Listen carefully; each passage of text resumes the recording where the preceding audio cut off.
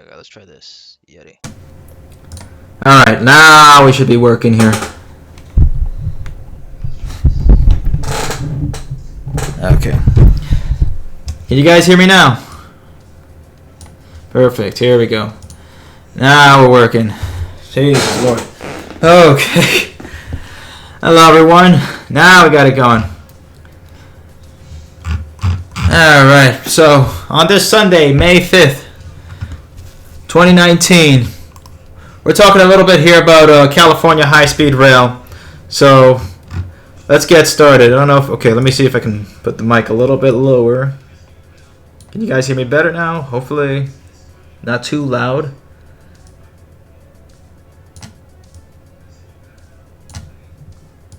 Okay. Let me know if that's better. Alright. Perfect. Okay. So let's get started and work on this. So I've been talking about California high-speed rail and how they should have started from San Diego to Los Angeles. And let's be honest about this, because they would have had a much better chance in getting the right of way between those two major cities, which would have pushed and lobbied to hell on behalf of the authority. Starting it over in the Central Valley was probably one of the biggest mistakes, because you have this type of stuff happening.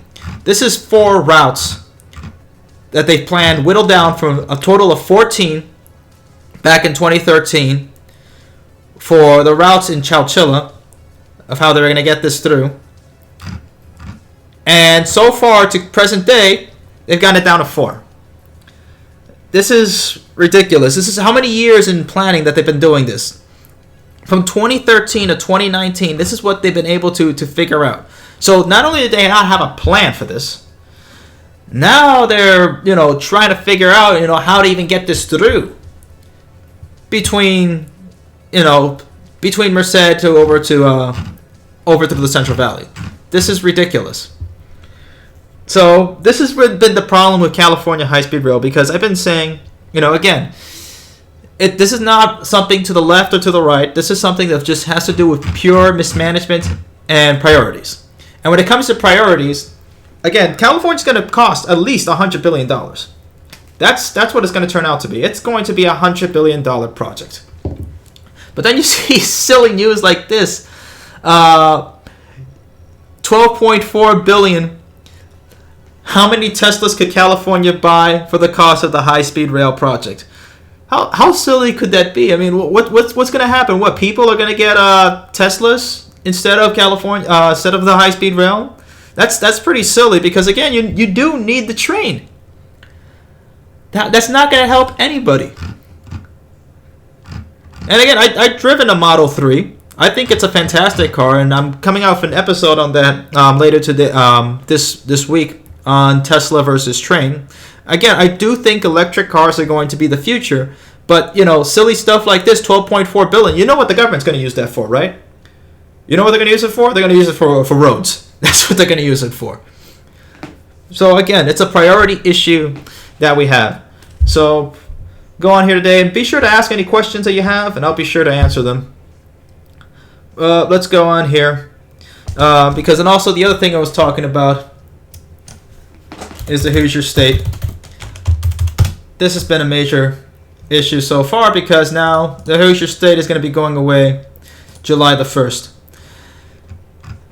And again, the reason why is because the governor thinks over here, Governor Holcomb thinks it's a great idea that, $3 million is too much, We don't need a $3 million train, but we can spend $20 million for a direct flight between Paris to Indianapolis. Now, you guys know I'm unabashedly conservative, right? But this doesn't... How is this conservative? This means nothing. Because neither party nor leaders are going to take the steps to really fix this. So I think we're going to start more at the state level to really get high-speed rail going. The federal government is not going to do anything. They're not going to massively fund high-speed rail. They're not going to do any of this stuff. Again, the amount of funding that California got was pennies compared to the rest of it. I mean, $3 billion. This is going to be $100 billion project. So really, the thing that really needs to happen is that we need to start working in the state level to start pushing for these projects, getting on board, bothering politicians, and getting our voices heard. That's what we got to do. Because again, we have a priority issue in this country. Our infrastructure is falling apart. There needs to be a solution that needs to be put out. We have the solution. It's high-speed rail. We've seen it work in other parts of the world. It's now saying how we're going to implement it. And we've seen how this works. We're seeing how it's working now in Florida. If you guys have seen my last video, I'm talking about priorities. There's a better way to do that.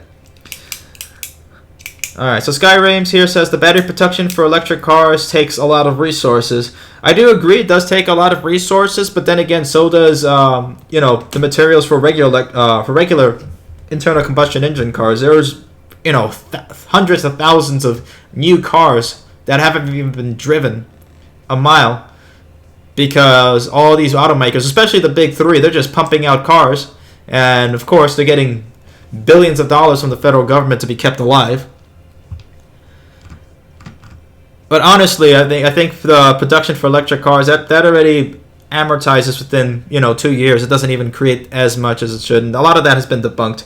So that's a good thing. Evening, Shortline 614. Welcome aboard. So I mean, $3 million is too much. So the budget cut of $3 million annual funding for the train. But the budget is about 800 billion. It's a big budget that we're spending over here in Indiana. It's $3 million is not a big deal. Right now, I don't think there's anything that can't be done for the Hoosier State. It's going to take a while for this. There's still the Cardinal, and that runs 4 times a week. But without the Hoosier State, it's now. Let's take a step back, find a way to fix it. That's the only way that we can go ahead and go forward with this. Because again, remember, your government is spending a whole ton of money on things that don't really need to be funded. They're spending it on, just in the state here alone, we're spending $18 million to keep up the medians, make sure that the grass is cut on the medians in Indianapolis. That's $3 million is not a big deal. Again, it's a priority issue. And Democrats and Republicans alike, they're in the pockets of automobile and airline interest. We've seen this with even the last president, Barack Obama, billions of dollars to bail out GM. None of these parties are going to fix it. It's going to have to be, us and, getting, both establishments out of there once we start, getting older, getting into power, and, getting rid of this, the last generation of where they messed up real badly with this. So let's see if we have some other topics over here. Because right now, again, there isn't a powerful enough voice, to stand up to some of these auto unions and everything else. So there's got to be something to be done. Let me see, Shortline 614. To be honest, I don't think the Hoosier State could be saved at this point. The Cardinal also only runs 3 times a week. Yeah. And that's what I think. There's a way, again, where we really want the Hoosier State to be is ultimately a high-speed rail line between Indianapolis to Chicago. Ultimately, that's what it needs to be. But where it stands right now, it's not getting the support that it needs to from the state government. And forget the federal government doing anything to intervene. Writing letters, calls, sit-ins. Those are things that help. But it's not going to be. Let's put it this way: it's not going to move it forward. Really, the way it's going to be moving it forward is if we start getting people to know about what's going on, start informing people, and really get them to know what the other option that exists. It's really getting to the right people, the right powerful people that have a hand in government to be able to fix this. That's what we got to do.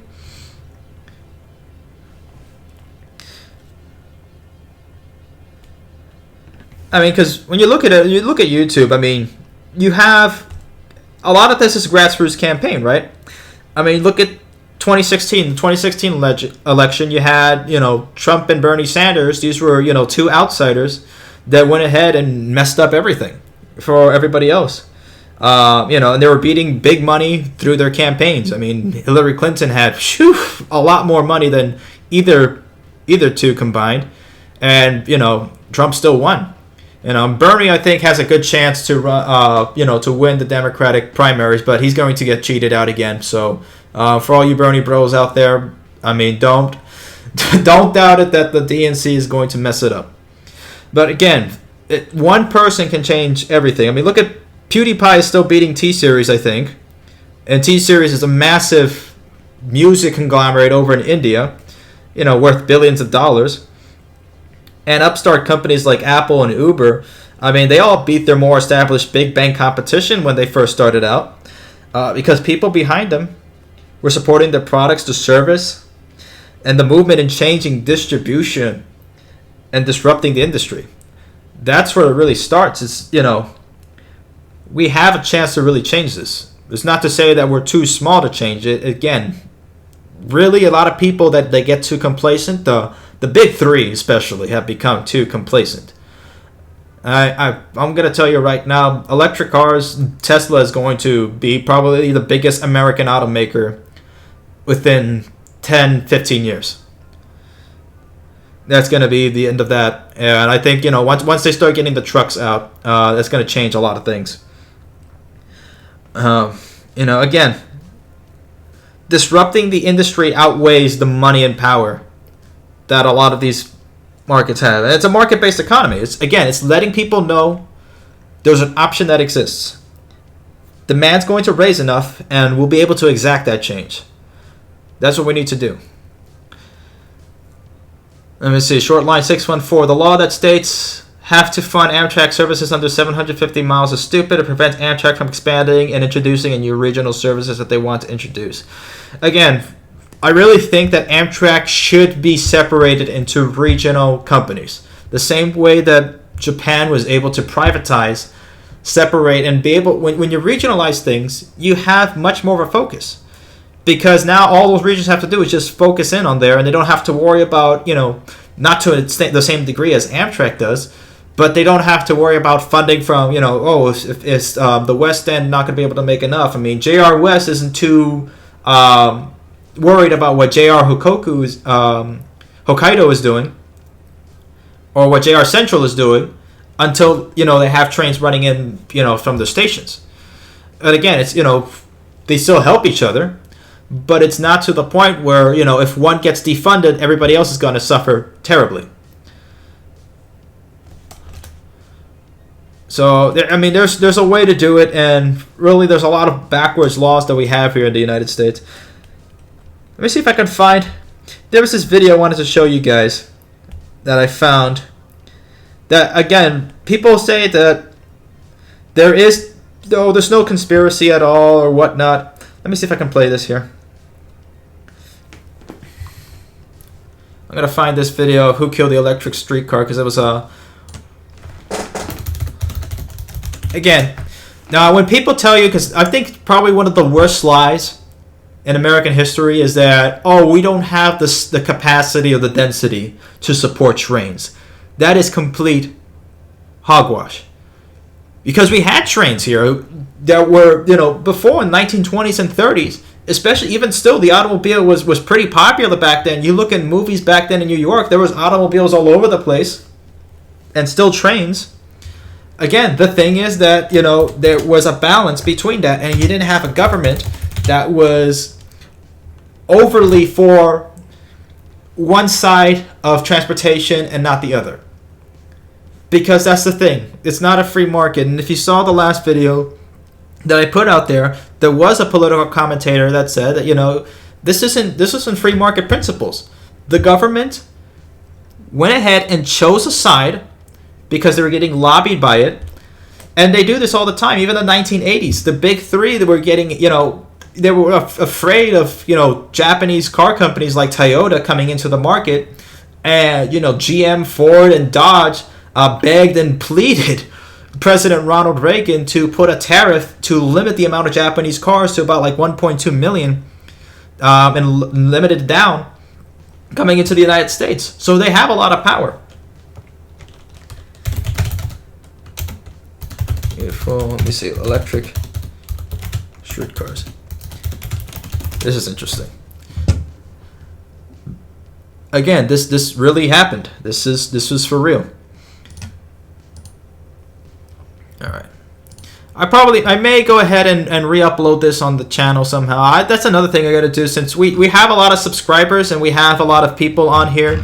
We should re-upload some of these things on YouTube and make sure people can be able to watch this, because that also helps.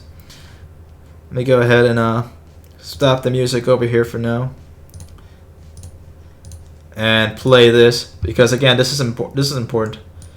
So let's go ahead and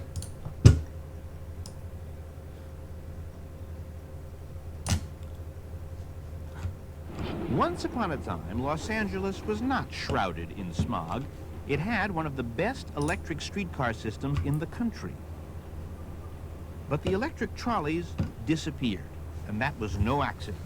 Streetcar didn't fail because of demographics or economics.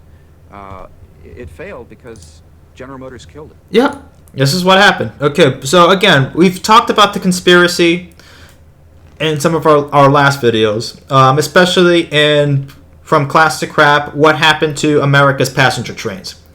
And this is the truth of what happened. So let's go ahead and continue this. Again, I'm going to put the link to this. What happened in Los Angeles happened in many cities. General Motors conspired with oil and tire companies to dismantle electric trolley lines across America. The whole concept came from General Motors. They would go in, they'd buy a street railway system, they'd convert it to General Motors buses, the General Motors buses would run on Firestone, and they'd be fueled by in the East Phillips and in the West Standard Oil, California. It was a great scheme. You know, it was a tremendous scheme for selling a very large amount of automotive products. In 1947, so there it was. Okay, so again, it wasn't just General Motors. I mean, it was Firestone, oil companies, and whatnot that were conspiring to go ahead and destroy the electric streetcar. Again, there was more than enough. We had the demographics. Okay, we had the density. In fact, density was less than what it is right now. You go to cities right now, and they're completely awful. Los Angeles has so many laws, has one of the strictest laws in the country against smog, yet it's the dirtiest city in America. It's so silly, it's so stupid that we've done this. So again, I mean, it's a priority issue. It is a complete lie to say that we don't have the density in this country to do it. We absolutely do in so many regions to be able to connect people. Okay? We either don't have the density to do it, or we don't have the brain cells to really think it out. Excuse me. Because that's what it is. It's the priority, the brain cells, and people are lying to get this done. And the more and more you see it, the more and more you know something is wrong. That's what it is. the federal government charged General Motors and its partners with criminal conspiracy. The result, however, was that General Motors was fined $5,000. And its key official was an assistant secretary of General Motors, one of the people who was intimately involved in this whole operation, was fined the magnanimous sum of $1. Right. Now, you got to compare... $1. So the government said, yeah, you guys are guilty. You did do this. So, guilty as charged. Boom. Sentenced to $1. $1. Even back then, I mean, $5,000. GM was fined $5,000. Back then, that was maybe, 2 Chevy Bel Airs that you could buy? That's insane. Transport Nerd 1022 said, we do have the brain cells. It's the ones in charge of transportation who lack the brain cells. I agree. It's what it is. Compare that with the damage that was done. Los Angeles today is trying to begin rebuilding its rail system. Right? And their fondest projection is that perhaps in 20 years, they'll be able to rebuild at least part of it at a cost of $150 billion. $150 billion. This is the legacy of what GM left us with. and then we have to deal with their crappy crossover vehicles. So this is what happened. This is again for real. Even PBS Frontline, they did this. So yeah, I mean, look, even the government acknowledges this. This is PBS, Public Broadcasting Service. The government acknowledges that there was a conspiracy. This happened. This happened. This is insane. So High Gas Infrastructure was saying what happened for the first 20 minutes. We just had a little bit of technical difficulties, and we were talking about California and the shenanigans happening over there. But again, this is what's going on, and this is the reality of where we're going. So again, there's some things we got to talk about this, and I think this does deserve another video. Let me know what you guys think in the comments below. If this whole conspiracy deserves its own video where we need to investigate, we need to talk about this, and maybe, I don't know, there's probably some people that are still alive, or people who know this. There's another movie, a great film documentary. It's called Taken for a Ride, that also goes into this. Maybe there's some of those people that we can be able to talk to, or probably get on and interview to be able to talk about this. Again, because this is something that is for real. This happened. There's a way to go ahead and change this up. Yeah, it does deserve a whole TV series, to be honest. PBS can hardly be called state media. I mean, it's true, but again, it's public broadcasting. So, I mean, just like, NPR and all those. I mean, it is. A Bible says, honestly, I kind of wish Governor Rick Scott didn't cancel the initial Florida high-speed rail project, but we have Brightline. In a way, it was both good and bad, because if Rick Scott didn't kill that, it would have ended the same way as what's going on in California, to be honest. Especially in a state like Florida, where that was happening, it probably would have happened worse than California. Because, again, you have people that are in charge of a project, and usually through the government, it's usually mismanaged. Then from there, people get tired, it takes too long, and by that time, people are so... I'm trying to think of the word for it. But they're so tired and inundated with just, it's going to be built, it's going to be built, it's going to be built. And years pass by, and they're exhausted by it. It's fatigue. It's really just fatigue of just seeing this coming up, and it never happens. So really, that's an issue. So, yeah, it's news fatigue. Because again, and the same thing would have happened in Florida. So it was better that Brightline was able to go ahead and do it, because honestly, Brightline does have plans to later on go ahead and do a real high-speed rail line, but that's going to take some time. They're really doing a good job when it comes to at least getting the product out there first.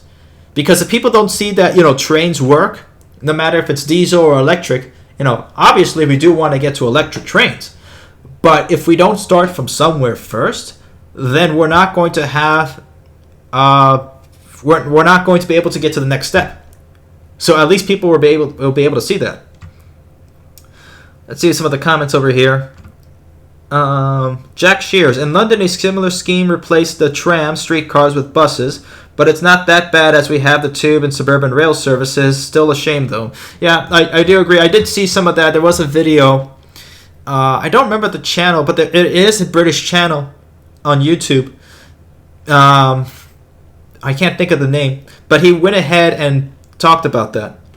About how they were going to have more streetcars in London. But luckily, you guys over there still have the tube and expansion of that, so still, it's going to happen. Thoughts on restoration of the Union Pacific Big Boy? So let's talk about that big boy over here. So that's a good thing. Oops, put big bot instead of. At least I didn't put big booty.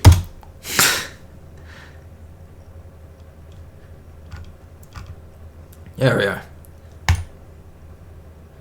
So big boy's Think back. about the moment of the driving of the Golden Spike 157 years ago. And that's a piece of American history and a piece of Union Pacific history. And so when it came time to decide what we're going to do big, to celebrate a big anniversary, what more do you do than bring back and refurbish this big boy locomotive. There's no store where you can go buy Yeah, 40 so this is- locomotive parts. They had to do If you it guys don't know what Big Boy is, and I'm pretty sure most of our fans here are, mostly rail fans, but this is, one of the biggest, the biggest steam engine Union Pacific has in its fleet. scratch. We've rebuilt it over the last 4 or 5 years. It's a behemoth. 1.2 million pounds of this awesome piece of machinery. It really is a tribute 1.2 to the million pounds, just my God. intrepid nature of our nation and Americans generally, that they take on obstacles and move forward regardless of the challenges. We wouldn't be. Yeah, it's funny that they're saying all this, all the words that they're saying. I mean, this is stuff that we should be doing also for our country, moving forward with the challenges that we have. So they were able to bring it back and get it restored, get it running. Amazing. There are thousands of people here. So if any of y'all are anywhere near the area where it's running and doing its excursion tours, you should be able to see it. Do take the time to see it, because it is fantastic that we been able to get this going. Because it is a part of our nation's history that, again, trains did build America. We would not have modern industrial America if it were not for the railroads. And the rest of the world saw it. The rest of the world built it. And the rest of the world has been able to go ahead and move forward to the next steps in order to get their railroads modernized, to be able to move their freight, move their people, and move their economy. It's a very simple case that we've already seen, already proven around the world. It's just bringing it over here. That's what we got to do. Let's see in the comments over here. Hello, CTR Lee. How you doing? Hello, Big Booty. Yeah, it was Jay Foreman, Ryan Rail, that made the tram video over in London. Lee Quayles asked, any updates to the Orlando extension of Brightline? So yes, they were able to get the funding. They're starting sometime like right now to be able to start constructing.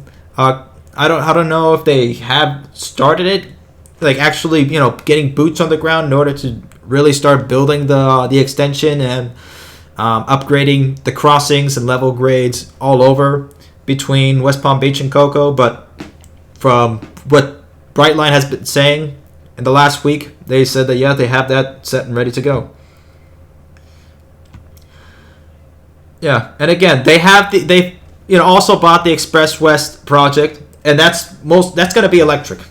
Okay, so again, Brightline, Virgin Trains USA, they're going to be able to do that. Also, if you guys have a chance, speaking of Virgin and Brightline, so there's a channel called Minovation Studios.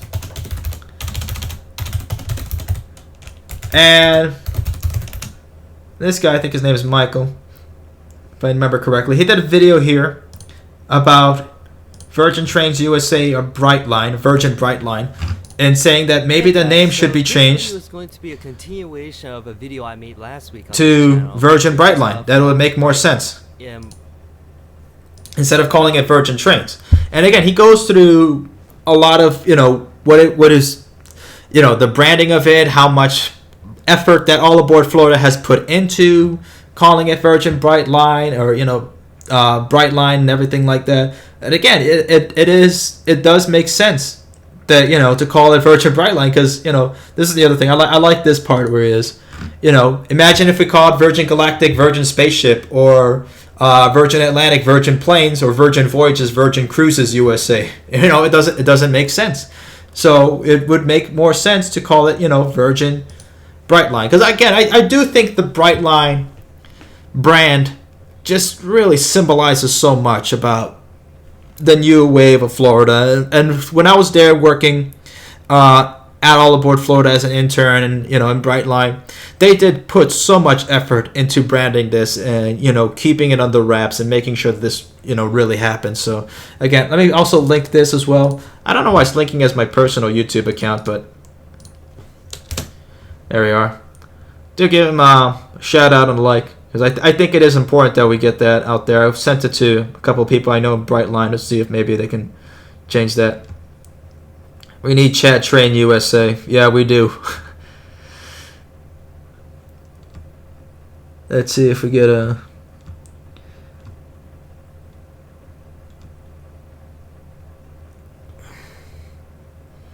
A Bible says, if we can refurbish and make steam engines run again, we can definitely rebuild the Pennsylvania Railroad T1 as well.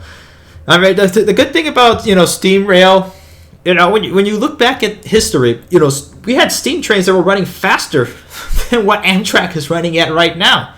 The T1, I think, could run, over 125 miles an hour. And again, we're talking about 1930s, 1940s. So, again, they had the capabilities of doing that. And the Mallard, when it's record top speed at 130, close to that. So I mean, again, this is possible. But steam trains at the point that we have right now, they're better as museum pieces and just like having them out for excursions or something like that, like they do in Japan. I mean, they still keep all their the steam trains that they've had from back then, way back when. So they still have that reverence.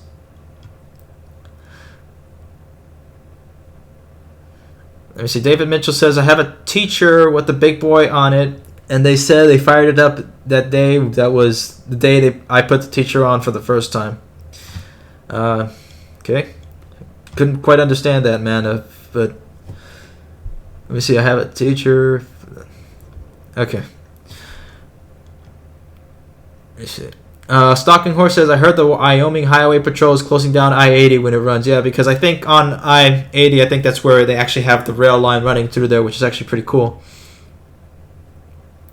David Mitchell, they are planning to build a railroad from Alaska to the USA. I think they do have that.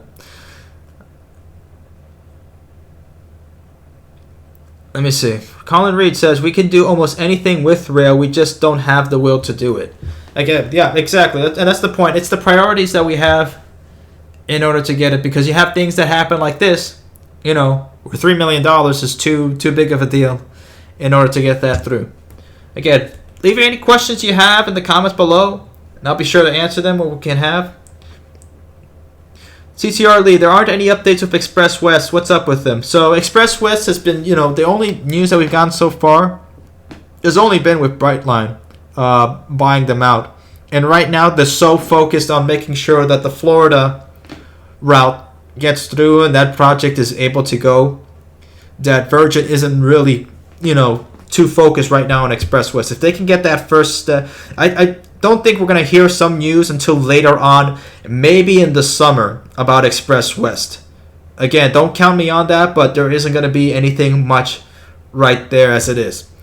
Because once they get Brightline going between Miami and Orlando, then Express West by that point is really going to start really going.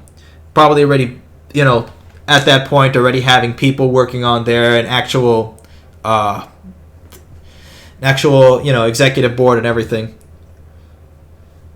A Bible says, I heard last time that Express West could start construction this year later on. They're not going to start construction this year. I'm going to tell you right now. They're not going to be able to. We haven't heard any news, and they don't really have the right-of-way down there yet. I think the last I checked, they don't even have the EPA study done yet. Virgin Trains buy the Hoosier State. I don't think Virgin Trains is going to buy the Hoosier State as it is right now. I Might Be the Chickens ask, do you think Amtrak should do track work on the Keystone Corridor to make it fit for the former Acela train sets, therefore having a second, albeit shorter, Amtrak high-speed line?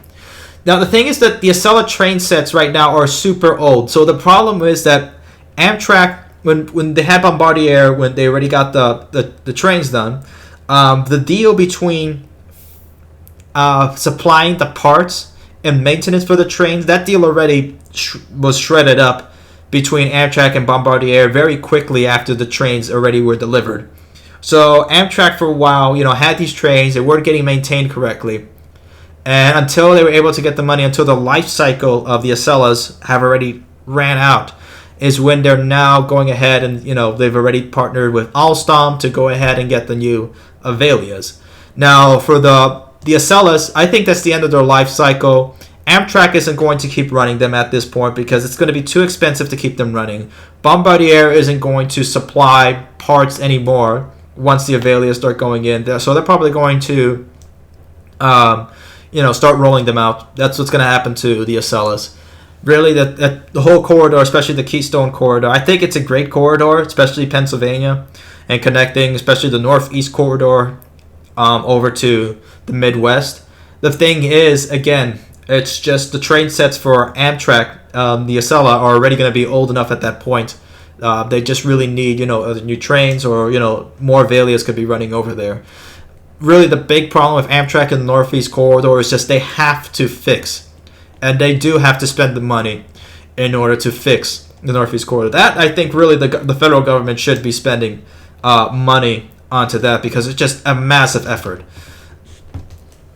And I think it's going to be too daunting for any private company to do that. I mean, there are private companies that can do that. I mean, Amazon could probably, but that's not going to happen. That's ridiculous to even think that would happen. But, just in worth alone, again, that's going to be billions of dollars to get that done.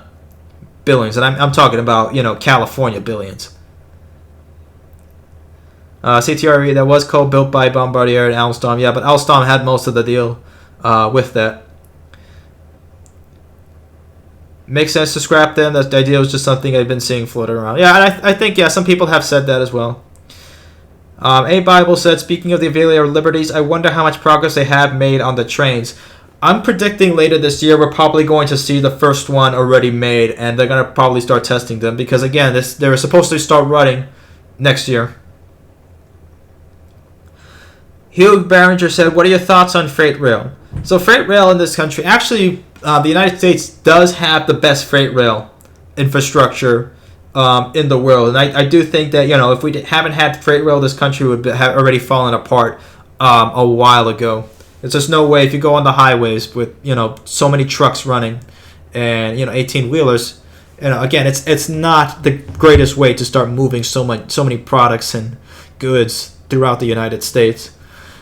Again, the thing is that with freight rail, we really do need to start pushing and really getting to PTC implemented out there.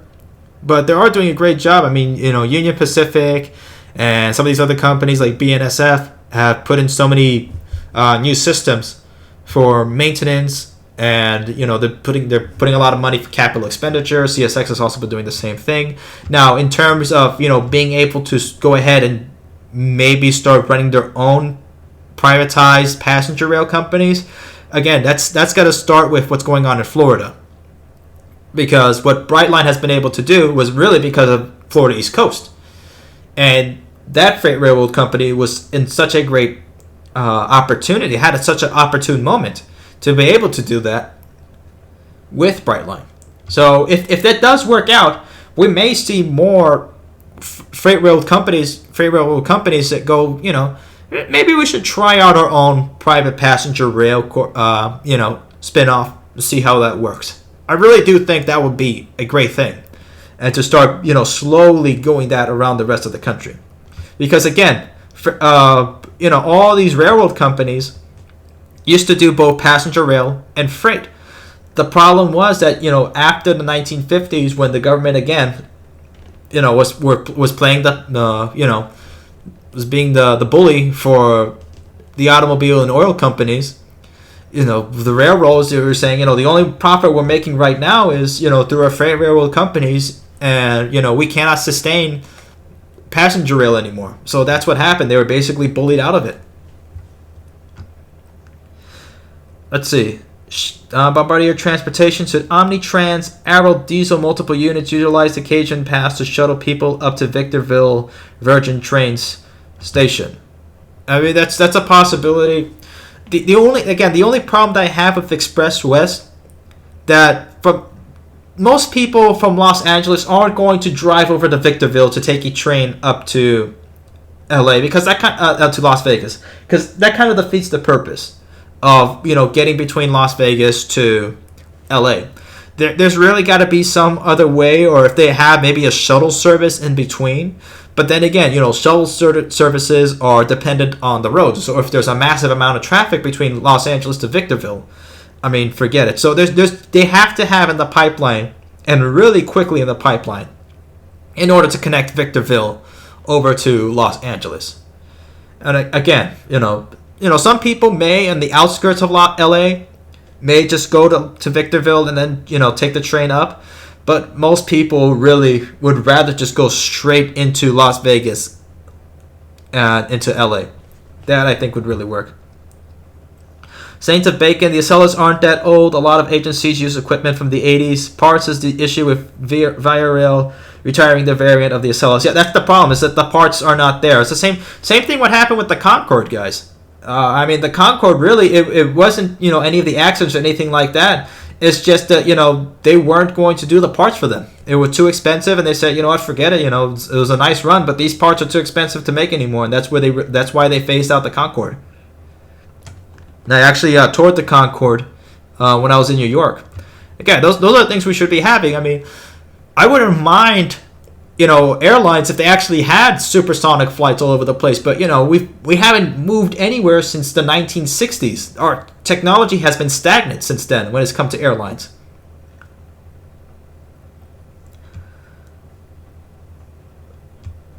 Let's see what some other questions over here. And then we're going to probably wrap this up. Let's see. Rob K. Do you think HSR can appeal to the family market? The problem is if you bring your family, the cost multiplies by 4 while driving stays the same. Now, the thing is that, Brightline has family passes. You bring 2 people on, you get 2 free, or, you get 2 half off. So, again, a lot of high-speed rail companies, and they do this around the world, for family passes or family tickets or family discounts. That's not a big issue. That can happen. That's not a big issue. Let's see. IKS infrastructure, suddenly a sonic boom. Yeah, liability laws have changed so much that freight railroads won't want to touch passenger service. Yeah, that is true, Stalking Horse. Again, they're not going to do anything until once they see FAC do something. And if this happens with Brightline and it does work, which it probably will, again, it's going to be, the freight railroads are really going to be taking small steps. It's mostly going to be outsiders outside of rail that are going to be saying, hey, maybe we should start doing this. Like you have a Richard Branson come in and do that. Probably a big investor will go ahead and say, hey, a train somewhere over in, connecting Atlanta over to, Charlotte, North Carolina. That would be a great thing. And, that happens. So, it's just having more investment in there and having people the ability to do that.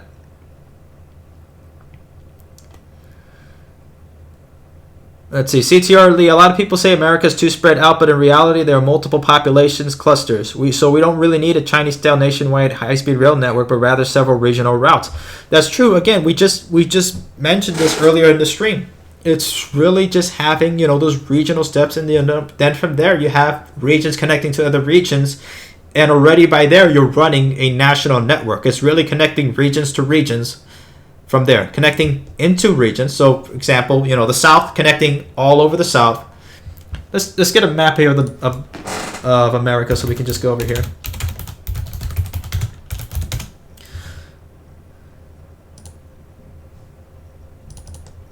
Okay, let's get the high-speed rail map. Because again, this makes sense if we do this right. Again, so you have regions here that can be able to happen. You have the Midwest, you have the South, you have the Northeast, you have Texas, you have California, okay? And from here, you can be able to build, your own national network out. Now, I know you guys can't see it too well because I have it. Let's see if I can zoom in here or something. But yeah, this is what it is. It's going ahead and showing out the regions that we have, and then from there you're able to connect the whole country together, because if you connect it by regions and then you connect between the regions, you have your nationwide network. Again, it's just going step by step. That's what you got to do.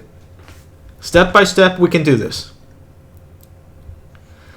Let me see. State of Bacon. I'm going to take Brightline predictions with cautions. Megabus periodically makes poor choices with routing. Their horrible on-time performance out here in California doesn't win them any favors. Yeah, Megabus sucks. Everybody that I talk to, they hate Megabus, and nobody even goes ahead to even consider it an option.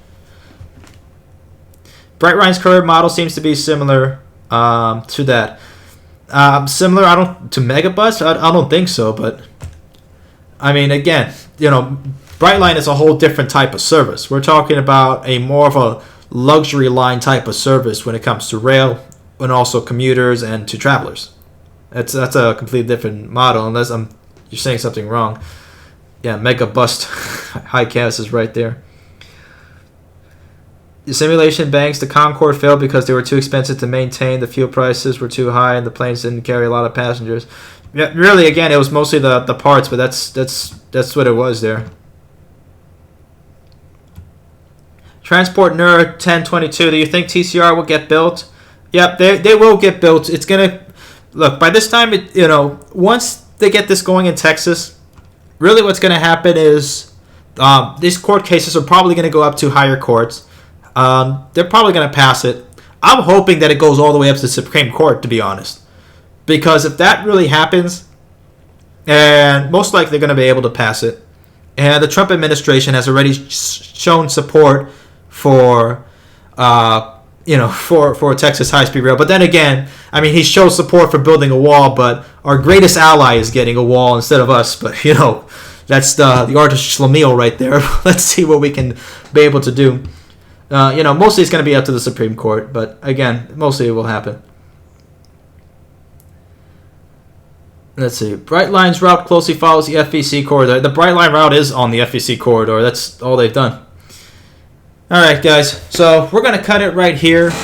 Again, I apologize for some of the technical difficulties in the stream. We're going to go ahead and schedule out the next stream for next Sunday at 8 p.m. Hopefully you all be able to join in. Let us know what you think in the comments below. And also be sure to visit us on our Facebook and our Instagram. There's all linked on the YouTube channel.